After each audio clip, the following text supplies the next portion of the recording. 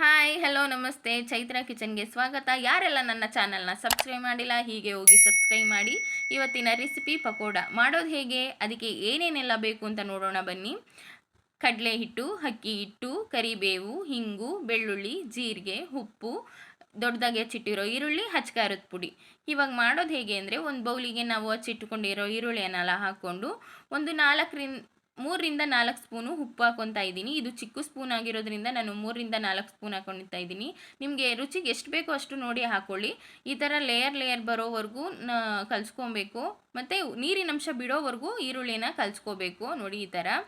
ಈಗ ಇದಕ್ಕೆ ಜೀರಿಗೆ, ಕರಿಬೇವು, ಒಂದು ಬೆಳ್ಳುಳ್ಳಿನ ತೊಗೊಂಡಿದ್ದೀನಿ, ಸಿಪ್ಪೆ ಎಲ್ಲ ಏನು ತೊಗೊಂಡಿಲ್ಲ, ತೆಗ್ದಿಲ್ಲ ನಾನು.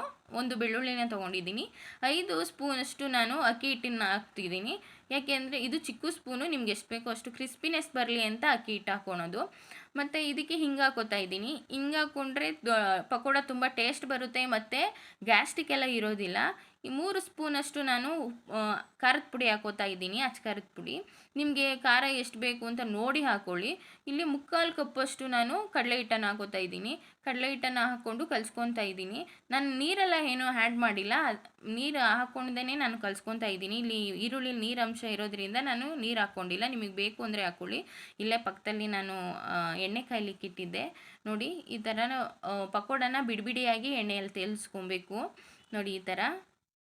ಮತ್ತು ನಾವು ಇದನ್ನು ಪಕೋಡನ ನಾವು ಟೀ ಕಾಫಿ ಜೊತೆ ಮಾಡ್ಕೊಂಡು ತಿಂದರೆ ಸಂಜೆ ಟೈಮಲ್ಲಿ ತುಂಬ ಚೆನ್ನಾಗಿರುತ್ತೆ. ಯಾರೆಲ್ಲ ನನ್ನ ಚಾನಲ್ನ ಸಬ್ಸ್ಕ್ರೈಬ್ ಮಾಡಿಲ್ಲ ಪ್ಲೀಸ್ ಸಬ್ಸ್ಕ್ರೈಬ್ ಮಾಡಿ. ಮತ್ತು ಮಕ್ಕಳು ಇದ್ದರೆ, ಮನೇಲಿ ಮಕ್ಕಳಿದ್ರೆ ಅವ್ರಿಗೆ ಮಾಡಿಕೊಟ್ರೆ ತುಂಬ ಇಷ್ಟಪಟ್ಟು ತಿಂತಾರೆ. ಮತ್ತು ಮಳೆ ಬರೋ ಟೈಮಲ್ಲಿ ಮಾಡ್ಕೊಂಡು ತಿಂದರೆ ತುಂಬ ಚೆನ್ನಾಗಿರುತ್ತೆ. ನೋಡಿ ಈ ಥರ ಗೋಲ್ಡ್ ಕಲರ್ ಬರೋವರೆಗೂ ತೇಲಿಸಿ ನಾನು ತೆಗೆದಿಟ್ಕೊಂಡಿದ್ದೀನಿ. ಇದೇ ಥರ ನಾನು ಎಲ್ಲ ಪಕೋಡನೂ ತೇಲ್ಸ್ಕೊತಾ ಇದ್ದೀನಿ.